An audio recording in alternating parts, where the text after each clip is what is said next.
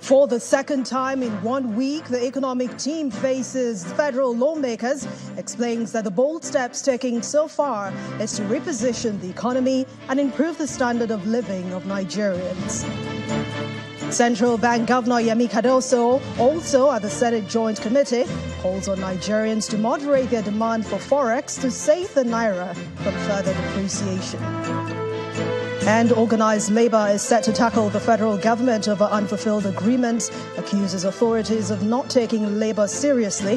This as the government says it has reached out to the unions for more dialogue.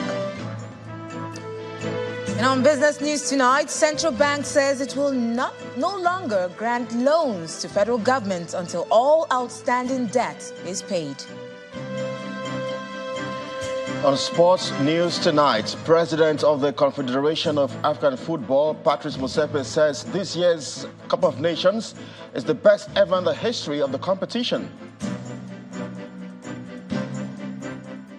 And from Abuja, President Bola Tinubu assents the amended Electricity Bill 2024 into law. The act enables government to set aside 5% of actual annual operating expenditures of power-generating companies for the development of their respective host communities.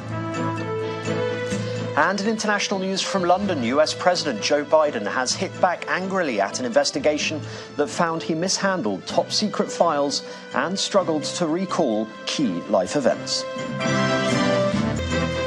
The federal government's economic management team today returned to the National Assembly, where members continue their briefing on the state of the economy and what they are doing to address issues of national concern.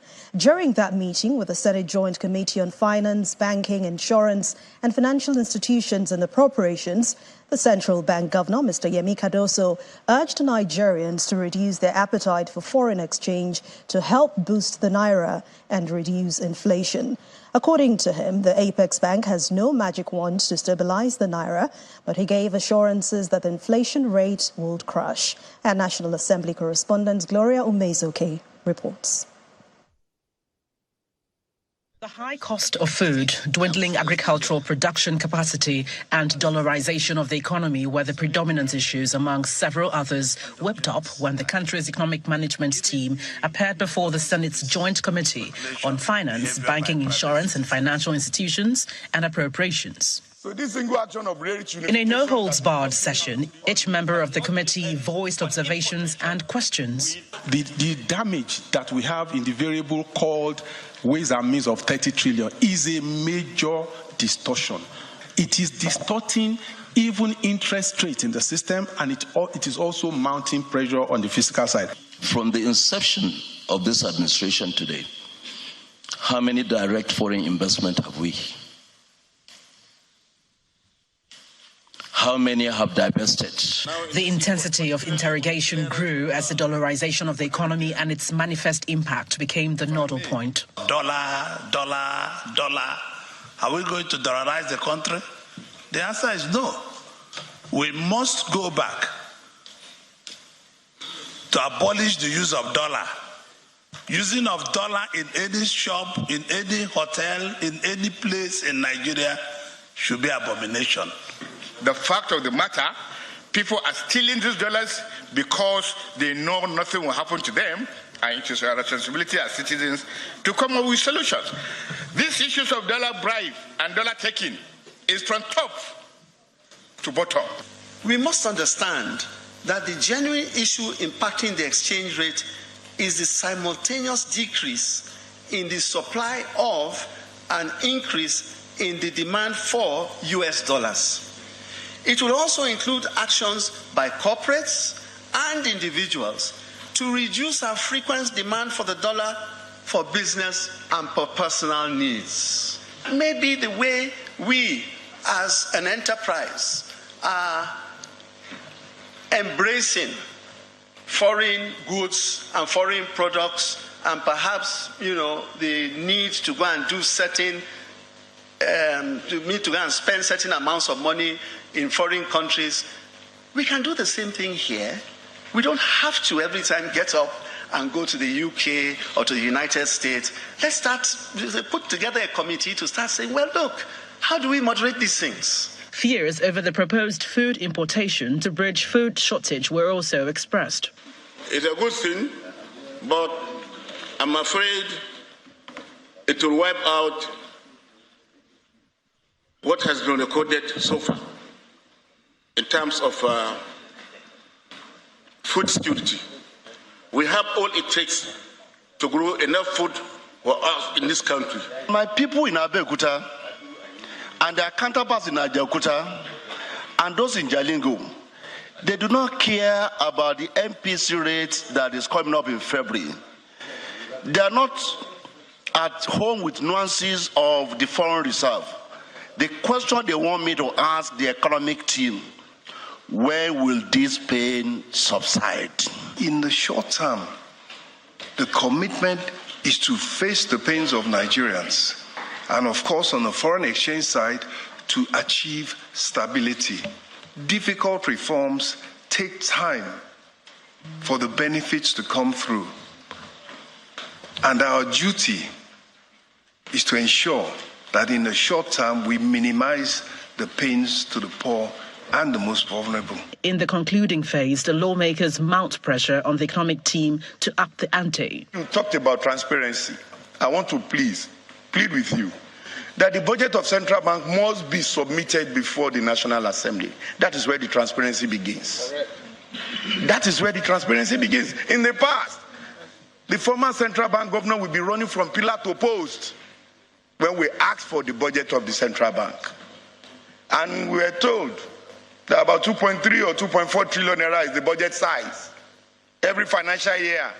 The CBN governor again assures that the inflation rate will decline to 21.4% this year. From the National Assembly, Gloria Umezuke, Channels Television News.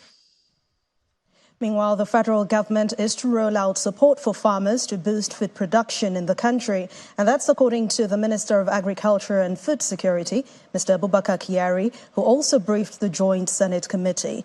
He adds that the government is prioritizing ramping up local production while warning that continued economic challenges may force the government to make the difficult choice to seal borders.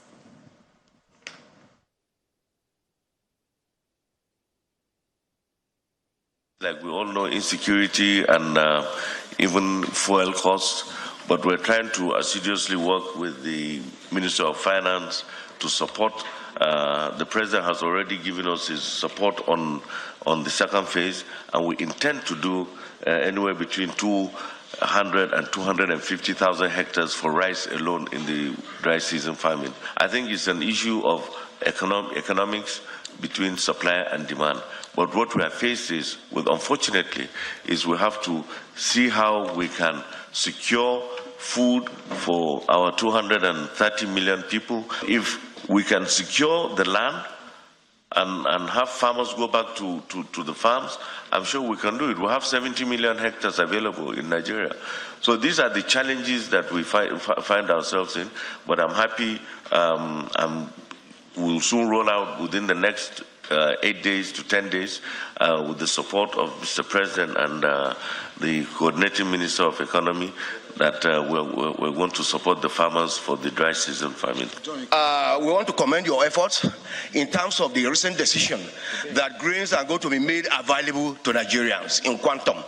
But please, the distribution channel is very, very important. I want a situation where these grains are made available directly to the wards, not through the state headquarters or local government headquarters. These grains should find their ways directly to the wards, okay, so that we can have the desired result. And for the Minister of Budget and Economic Planning, Mr. Abubakar Bagudu, who also made a presentation at the Senate committee meeting. He says the government is taking bold steps to improve things around the country.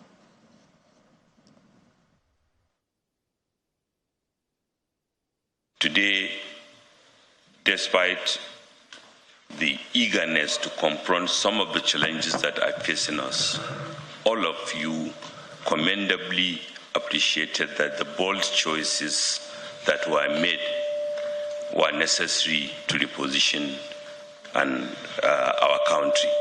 However, choices that are made or not made or are being made occasionally require calibration and other supportive measures in order for the gains to be felt. We feel very encouraged, and I'm sure we'll do more. In the meantime, a professor of law, Isesage, believes the burning issue of high cost of living is one that must be looked into with urgency. According to the senior advocate of Nigeria, Nigerians can no longer continue to bear the brunt following the removal of fuel subsidy. Professor Sege gave this challenge during his appearance on Channels Television's program Inside Sources. I mean, you can see the difference in lifestyle now. Petrol was selling for, I think, 167. It's now 600. And there are some people in the trade who are now even threatening us with the price increasing to 1,000. I mean, that's unacceptable. So, and what we have seen is that the question of the price of petrol is critical to our lives. Because all this extreme hardship, cost of living going up, food particularly going up 300%, and so many other things becoming so difficult to acquire for basic living. I think we might have just gone on for another 6 months or so. And then as internal production was coming in, the subsidy would have been eased out gradually. For the full interview, which could not air today at the scheduled time at 11:30 a.m., please watch Inside Sources tomorrow at 8 a.m. on our terrestrial platform and on Sunday at 8 a.m. on our DSTV platform. And staying with the matter of high cost of living, the Federal Ministry of Labour and Employment has been reacting to the 14-day ultimatum given to the federal government to address the demands of the Nigeria Labour Congress and the Trade Union Congress, which borders on workers' welfare. The Minister of State for Labour and Employment, Nkiruka Onyejocha, told journalists at a news conference in Abuja that the federal government has already begun the implementation of agreements it had with the unions. She also confirmed reaching out to the labour unions for further dialogue to prevent a strike by the workers. The government is assuring Nigerians of its continued commitment to addressing labour concerns and fulfilling all agreements as we move forward together. The government would also like to assure the organized labor of its commitment to maintaining open and constructive communication with them to foster positive labor relations and guarantee a supportive working environment for all workers. For example, the 35,000 Naira wage award is currently being implemented. And of course, we've reached out and we've gotten a date that will meet them, because even if they are saying different things, it's us to show them proof that this is what they have not seen that we've done. So we are going to be on that same table, under the same roof, to discuss amongst ourselves and then tell them the ones we've done, assuming they don't know, and then tell them the ones that are yet pending, and of course it's work in progress, because the truth of the matter is that the a whole lot of it is that the president is committed to these agreements. And all of us are working together to make sure that these agreements are met. Because after all, it's for our people, it's for our nation. The president doesn't have any other work to do apart from impacting lives, apart from removing Nigeria from poverty index, apart from making sure that the economy works. That's the only work he has to do. In part two, after the break, the TUC also has a response for the federal government on the 14-day ultimatum. Plus, policymakers and intellectuals gather in Lagos for the unveiling of the Nigerian public discourse by former Minister of Works and Housing, Babatunde Fashola. Please stay with us. Welcome back. If you've just joined us, you're watching the news at 10, coming to you live on Channels Television. A reminder of our top stories. Economic team faces lawmakers, explains that the bold steps taken so far is to reposition the economy and improve the standard of living of Nigerians. Central Bank Governor Yemi Cardoso meets Senate Joint Committee, calls on Nigerians to moderate their demand for forex to save the naira from further depreciation. Organized labor is set to tackle the federal government over unfulfilled agreements, just as the government says it has reached out to the unions for more dialogue. And U.S. President Joe Biden hits back angrily at an investigation that found out he mishandled top-secret files and struggled to recall key life events.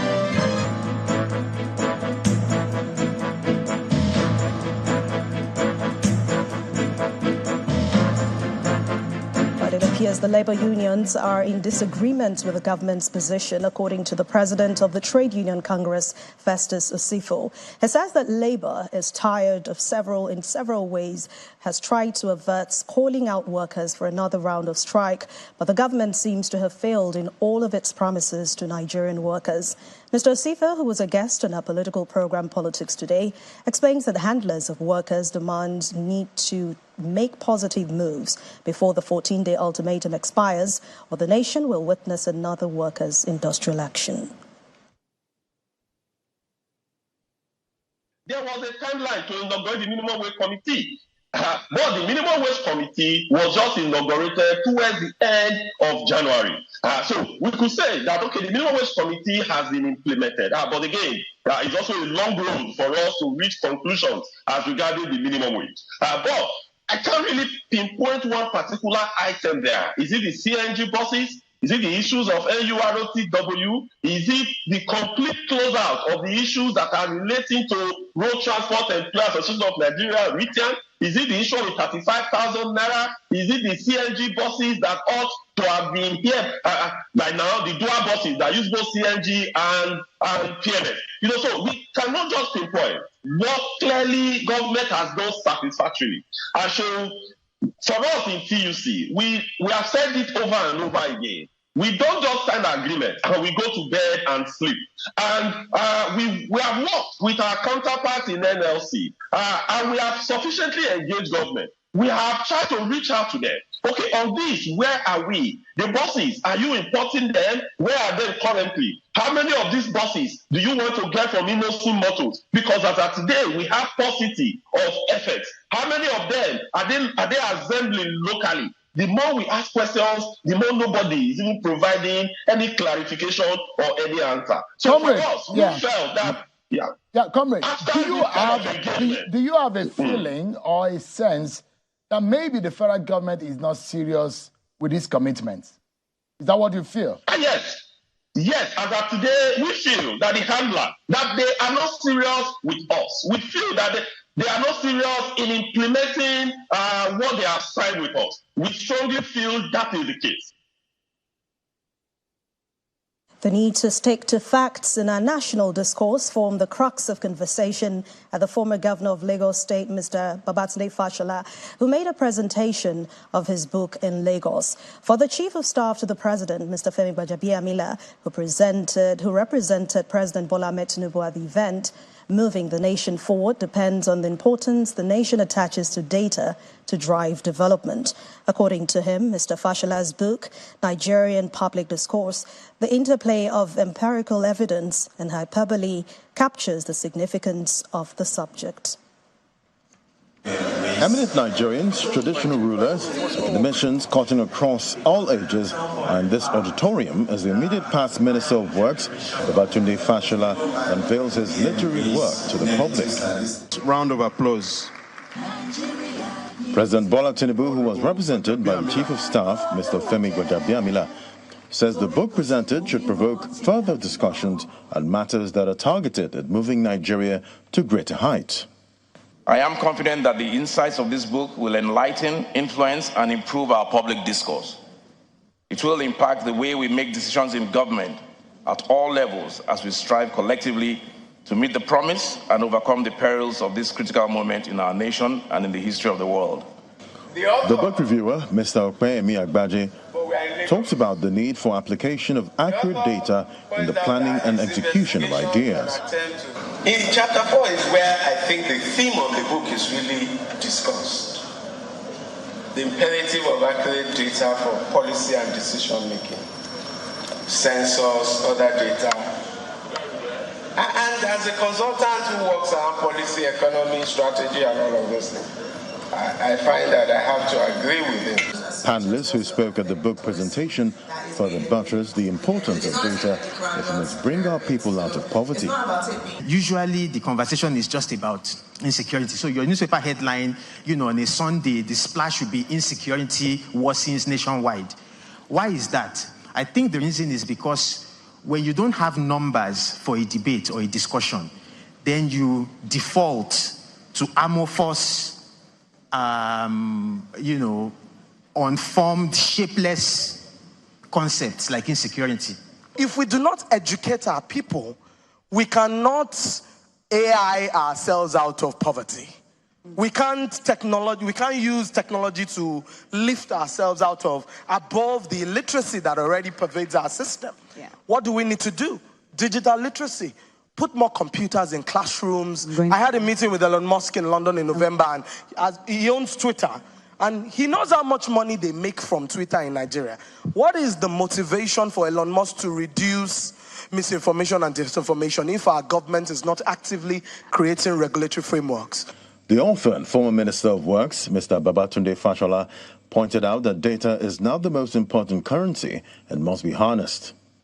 Data has become perhaps the most important currency in the world, which no central bank prints, but which is changing the way we know and relate with our world. Many of the corporate giants here will tell you that the secret to the success of their balance sheets is the amount of money they invest in data. As the author carries out the book signing, which signaled the end of the ceremony, guests present look forward to more discussions around topics shared.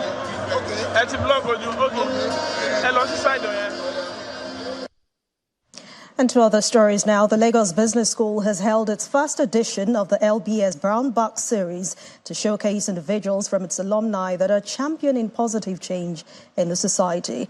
With this maiden event focusing on the media, the platform aims to serve as a beacon for those seeking inspiration on their entrepreneurial journeys. It's the first edition of the LBS Brown Box series, and it's also the start of a journey to discover the ideas that spark change and uncover the stories that inspire action. In this room are individuals who are redefining the norms and pushing the boundaries of not just creativity, but entrepreneurship in the country. The first of this series focuses on the innovative LBS alumni in the media, and it's an interesting lineup of speakers whose brilliance have over the years transformed ideas into reality, regardless of the adversities they face. They share their stories to inspire others. What we're experiencing right now in our country. The CEO of SONU, Udeme Ufot, and the GMD of Royal Roots Nigeria, Greg Odutayo, shared tips to guide entrepreneurs to their goals. The biggest challenge of Nigerian entrepreneurs is short-termism. Ask yourself, when someone else gets on this seat, who is not exactly like me, these powers are controlled. Will the power be used in the interest of the business or, in fact, against the business? So you think long-term. Think of building an institution, not just an organization. And building the institution starts with the rules you set from day one. One thing has defined me here: a vision, a direction, a plan of what you want to do, and staying focused. Becoming a client service person in my early days was an easy sell for me. They were the sharp boys. They were the ones who were in business. But I wanted to do radio and TV because it was clearly that's my vision, that's my direction, and I have stayed true to it to date, 27 years now. The chairman of the Channels Media Group, Dr. John Momo, and the CEO of Business Day, Frank Aigbogu, tell their tales of triumph, showcasing the strength of the human spirit and proving that even in the face of challenges, one can rise above and inspire others to do the same.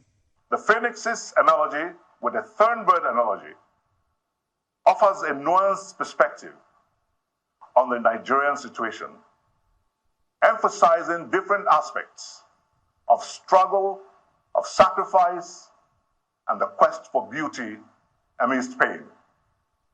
And while the phoenix represents resilience, rebirth, and transformation after destruction, the Thornbird, from the legend popularized by the great novelist Colin McCullough, symbolizes the beauty and agony of unattainable aspirations and the ultimate sacrifice for a moment of perfection. In the dance between the phoenix and the Thornbird, we find a narrative rich with lessons for Nigeria. The phoenix urges us to embrace our challenges as catalysts for rebirth and transformation, encouraging us to rise time and time again from our collective ashes. And conversely, the Thornbird invites us to reflect on the depth and beauty of our national aspirations, reminding us that actual progress often demands sacrifice. It's very interesting, the life of an entrepreneur, but it can also be lonely.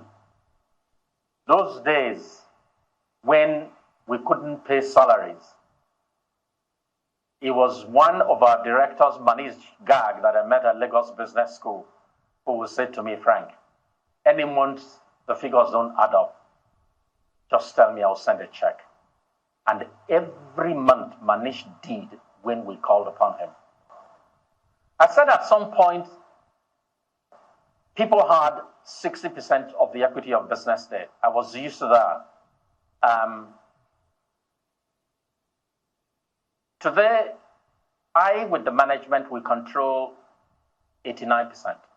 For the LBS, the goal is to project their alumni so others can benefit from their wealth of experience. It's slightly akin to what the TEDx is, but then with a tilt of it, because we want our alumni to tell their stories, and these stories can inspire others to know that though the journey is long, where they are now is not where they started from, and the importance of starting strong, staying the course, and being ethical in the things that you do. This platform is really to showcase the fact that despite all the uncertainties and the issues that we may face as a nation, all we need to do is really rise up to the challenge and find ways that we can still be able to create change. This special edition of the LBS Brown Box series explores the untold stories of resilience and determination of these individuals, and spotlighting their incredible journeys will remind others that change starts with a single spark and actions can ignite a flame of transformation. Still ahead on the news at 10. Central Bank of Nigeria says it will no longer grant loans to federal government until all outstanding debts is paid. And that's on Business News. Join us again. Welcome back. We have more on the news at 10, and Gloria Mezoke is standing by in Abuja studios to give us more. Hello, Gloria. Saying that it's Friday. Well, many thanks, Anne. Here in the nation's capital, the president has assented to the Electricity Act Amendment Bill 2024, which was passed by the National Assembly late last year. The bill, which was sponsored by Honorable Babajimi Benson, who represents Ikorodu Federal Constituency of Lagos State, seeks to address the development and environmental concerns of host communities. The legislation sets aside 5% of the actual annual operating expenditures of power-generating companies from the preceding year for the development of their respective host communities. According to a statement by the spokesman to the president, the bill also provides that the funds set aside for the development of host communities will be received, managed, and administered by a reputable trustee and manager to be jointly appointed by the respective GENCO and their host community. To education matters, the Minister of Education, Professor Tahir Mamman, is pledging more commitment and better coordination to tackle the Almajiri situation in the country. Professor Mamman explains that the number of out-of-school children remains worrisome and efforts by ministries, departments and agencies must be better coordinated to ensure more enrollment and retention of children in schools. He was speaking at a meeting organized by the National Commission for Almajiri and Out-of-School Children Education in Abuja. Development partners, educationists, lawmakers and government officials have converged here to find ways of addressing the Almajiri and out-of-school situation in the country. In the northern part of the country, cases of out-of-school children is on the rise. The Ministry of Education estimates that over 20 million children are out of school. The Minister of Education explains the effort by the government to address the situation. As I have always said, we have talked for too long in Nigeria. We've talked for too long, planned for too long, and with very little result in critical areas, particularly in the area of education. And most still at this basic level of education where most of the young ones are. On May 27, 2023, former President Muhammadu Buhari signed the bill to establish the National Commission for Almajiri and Out-of-School Children. The commission is now set to commence full operation, and the Executive Secretary has set new goals for the commission. We stand as a symbol of hope, a beacon of opportunity for millions who have been denied their rightful access to education. I would want to place to Honorable Minister that President Bola Ahmed Tinubu's renewed hope agenda for returning over 10 million out-of-school children back to school by 2027 is a challenge we not only accept, but one we embrace with dogged determination, inshallah. Some development partners at the meeting give their words of support to change the narrative. Because of the population growth, the number of out-of-school children remains high. In addition, out of the 52 million children who are aged 6 to 14, 40 million of them cannot read age-appropriate text, reflecting the large learning crisis. What can we do? Nigeria still has a long way to go in getting more children into school. However, the minister is hoping that the necessary efforts across all levels will help address the situation. Sarah Chimugu, Channels Television News.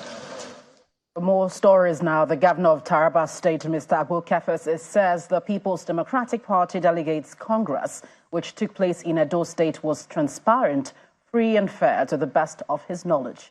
He further stated that all issues would be resolved and a candidate would certainly emerge for the Edo governorship election. He was speaking on Channels Television's Hard Copy. From experience, politicians will always complain.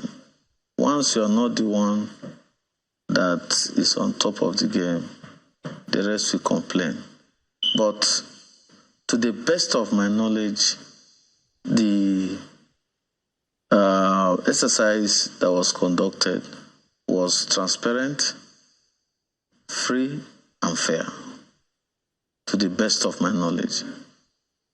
So if anybody complains, all that is required is the party also have put in machineries in place to be able to resolve some of those issues. So I'm sure that there's a lot of dialogue going on, discussion going on, to ensure that they put their situation in order. Do you fear that your party might not have a candidate in the Edo elections? No, not at all. Of course, we'll have a candidate. This is despite the threats of the other 9 aspirants. No, it will always start like this, but at the end of the day, it will be resolved. Infrastructure development in Abia State, where Governor Alex Otti has flagged off the reconstruction of the 67.6-kilometer Umuahia-Uzuakoli-Abiriba-Ohafia road. The governor is promising that his administration will address the long years of neglect, which has caused hardship for farmers and commuters struggling to access various locations owing to bad roads. He stated this during the symbolic flag-off of Umuyota Junction, Umuahia, along Enugu-Port Harcourt Express Road. The Abia State Governor, Dr. Alex Otti, and his team are in Umuahia, the state capital, for the formal flag-off of the 3 major corridors linking the state capital with some strategic communities in Abia North. The governor says his administration is in a hurry to recover lost ground, admonishing the contractors handling the projects in the state to deliver according to specifications. We want all our leaders to feel free, those who live in Lagos, Port Harcourt, Aba, Umuahia, Owerri, to feel free to come back to their villages, spend time, be there over the weekend, spend money in the villages and stimulate the economy in the villages so that our people will also have a good life. That is how an economy works. Contractors handling the project give updates on the progress.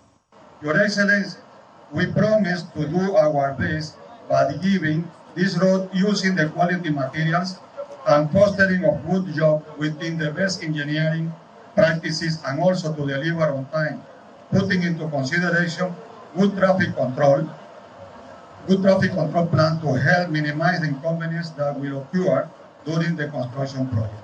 Meanwhile, the Commissioner for Works believes that the road project would unlock the economic potential of Abia North Senatorial District.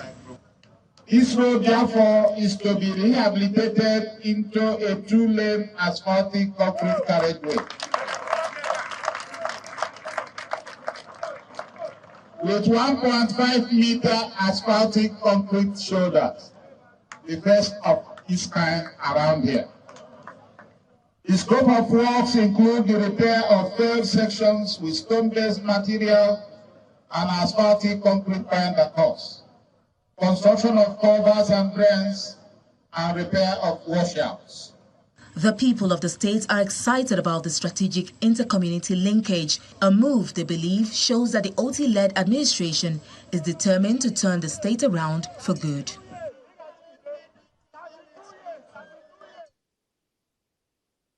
Well, that's it from the nation's capital. It's over now to Will Ibong in Lagos for business news. And welcome to Business News. Now, the governor of the Central Bank of Nigeria, Olayemi Cardoso, says the Apex Bank will no longer grant ways and means advances to the federal government unless all outstanding debt is settled. The CBN governor made this known during the interactive session between the members of the Economic Management Team and the Senate Committee on Finance, Insurance and Other Financial Institutions, adding that this is in accordance with the CBN Act of 2007. Meanwhile, one of the concerns raised by the lawmaker representing Jigawa Northwest, Senator Babangida Hussaini, is why the Apex Bank is stopping development interventions, a query that was addressed by the central bank governor. The CBN governor alluded to the fact that CBN was going to recede back from being an interventionist agency to a more regulatory mode. And I remember, and I'm sure you remember the CBN governor, I actually pointed out the danger in taking that position, having regard to the frail structure of the Nigerian economy and also the general structure itself. About 70% of the economy is in the informal sector. So therefore, intervention is very critical and important, especially having regard to the milestones that have been recorded over the years. On the issue of development finance, we are coming to terms with a large amount of liquidity that was pumped into the system that created a lot of distortions, and sadly, a lot of it didn't get to where it was designed to get to. What we're trying to ensure is that going forward, we do not run the risk of failed interventions. So for the avoidance of doubt, we are not saying that we do not believe in interventions. No.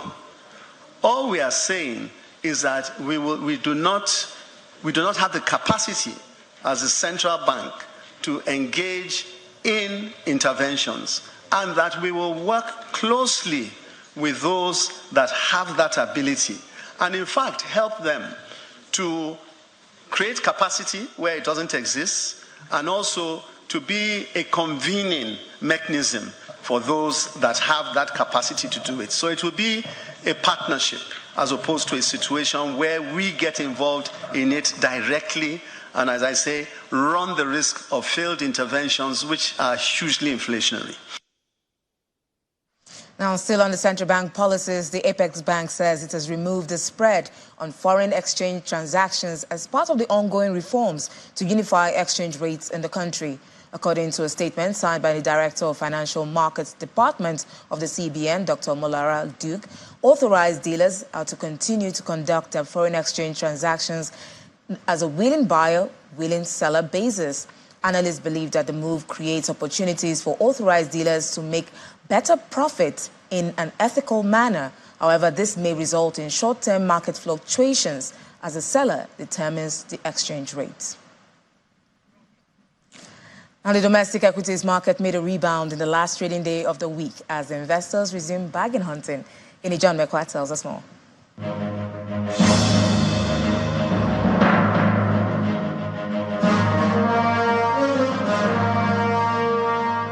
Hello, Will. Well, good evening, everyone. Welcome to the stock market report. Been a bumpy week, but we're closing in the green. The market gained 345 billion naira at the close of Friday's trade, and that's about 0.62% for the index point right there at 101,858.37. Now, at intraday, we had gone up to about 101,900. I was hoping we'll get to 102,000, but maybe not today. Market cap is at 55.735 trillion naira. The market mover for this is in the consumer goods, and that's Dangote Sugar. They gained 3 naira on their stocks. Each stock gained 3 naira to close at 72 naira at the close of Friday's trade, but then they didn't do it alone. When we look at the counters, we'll see others also contributed to that. For instance, Flour Mill, International Breweries, those of course did it for that counter. The consumer goods was up 0.72%.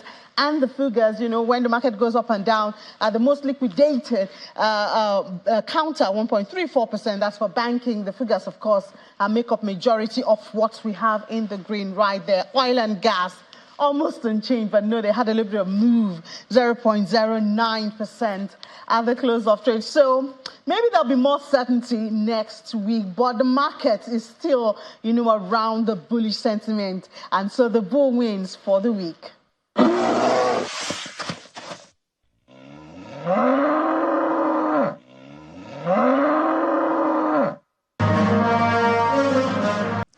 That's it on Business News. Now it's back to Anne for the rest of the news at 10.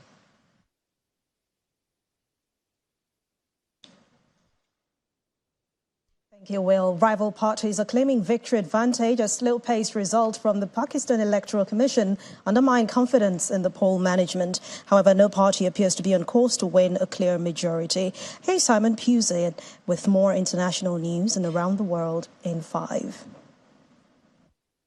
Good evening and welcome to the channel's studios here in London with your international news around the world in 5. US President Joe Biden has hit back angrily at an investigation that found he mishandled top-secret files and struggled to recall key life events. As you know, the special counsel released his findings today. An emotional Mr. Biden lashed out at the passages, casting doubt on his recollection of events. The inquiry found Mr. Biden willfully retained and disclosed classified files, but decided not to charge him.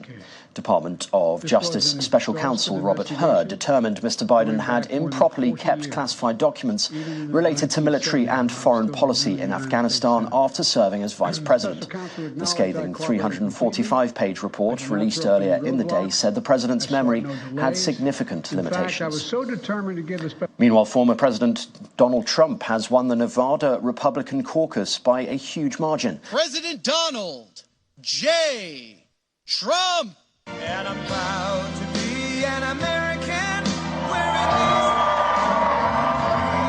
The only other person whose name was on the ballot was Ryan Binkley, a pastor and businessman. It means Mr. Trump will take all Nevada's 26 delegates, the system used by the parties to determine their presidential candidate. Initial results showed the former president gaining over 99% of the vote. He has now won contests in 3 states, Nevada, Iowa, and New Hampshire, making him the presumptive Republican candidate in November's general election. The United States has warned Israel that staging a military offensive into Gaza's southern city of Rafah without proper planning would be a disaster. Some 1.5 million Palestinians are surviving in the city bordering Egypt in dire humanitarian conditions. The White House said it would not support major operations without due consideration for the refugees there. The comments come days after Israel's leader said the military had been told to prepare to operate in Rafah. Most of the people in the city have been displaced by fighting from other parts of Gaza and are living in tents. Vladimir Putin has claimed the war in Ukraine will end in settlement in his first interview with a Western journalist since Russia's full-scale invasion of its neighbour in 2022. Do you think NATO is worried about this becoming a global war or a nuclear conflict? In an interview with Tucker Carlson, he said ties between Ukrainians and Russians would eventually be rebuilt. The Russian leader also used the interview to try to justify his full-scale invasion almost 2 years ago, repeating his claims that Russian security was at stake. None of the actual facts of the invasion were presented to him, including allegations of war crimes in Bucha and Irpin. South Africa's President Cyril Ramaphosa has said that the end to the crippling power cuts in the country was within reach. One of the overriding challenges. He was delivering his annual State of the Nation address ahead of elections this year, but offered no timetable for his promise. South Africa has been hit by regular blackouts after years of underinvestment in the sector by the state energy company Eskom. The lack of power has damaged industrial output. Malawi has removed visa restrictions for travellers from 79 countries in an effort to boost tourism and trade in the country.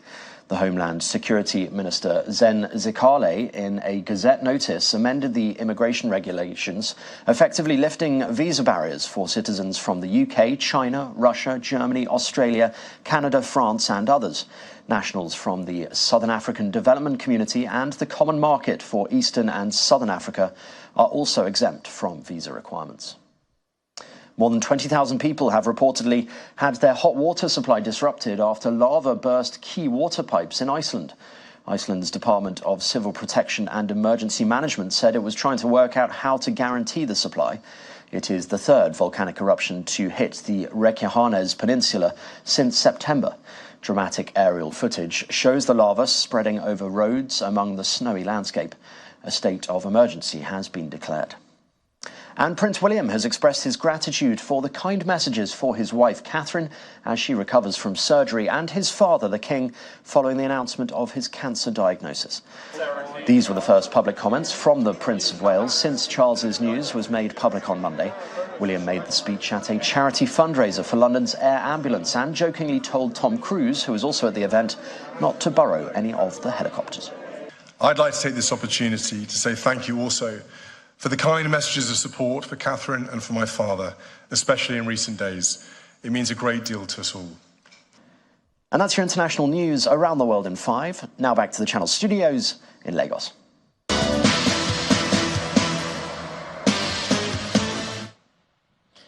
Thanks, Simon. In the world of sports, we begin with basketball as Nigeria's D Tigers lost their second group game to world champions USA 146 at the FIBA Women's Olympic qualifying tournament in Belgium. The African champions were unable to live with the offensive firepower of the world champions, losing the first quarter 13-19, the second 7-37, and 15-24 in the third, while the final quarter was 11-25.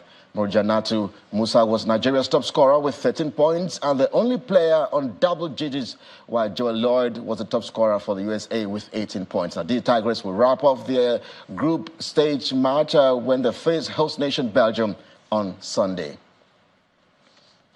Away from basketball, the Confederation of African Football President Patrice Motsepe says this year's Cup of Nations is the best ever in the history of the competition. Motsepe says the tournament has so far attracted a global viewership of 2 billion, which is a great advertisement for football on the continent. Meanwhile, South Africa will play DR Congo in the 3rd place on Saturday, while Nigeria will face host nation Cote d'Ivoire in the finals on Sunday. This AFCON has been excellent. It has indeed been the best AFCON in the history of this competition. We've had more than 180 countries worldwide watching the AFCON every day. We've had close to 2 billion. We've had close to 2 billion people worldwide watching the football in Africa, and we should feel proud. We should feel proud as Africans that together we've really produced such an exceptional competition. And former world number 1, Simona Halep, is confident of overturning her 4-year doping ban after a 3-day hearing before the Court of Arbitration for Sport in Switzerland earlier today. Well, the 32-year-old began pleading her case behind closed doors on Wednesday. Thank you. Good luck. Thank you. And that's a wrap from sports. I'm Kelly. It's back to Anne. Thank you, Kelly. And the main news again. Federal government's economic team today faced the Senate Joint Committee on Finance, Banking, Insurance and Financial Institutions, told lawmakers that the bold steps taken so far are to reposition the economy and improve the standard of living of Nigerians.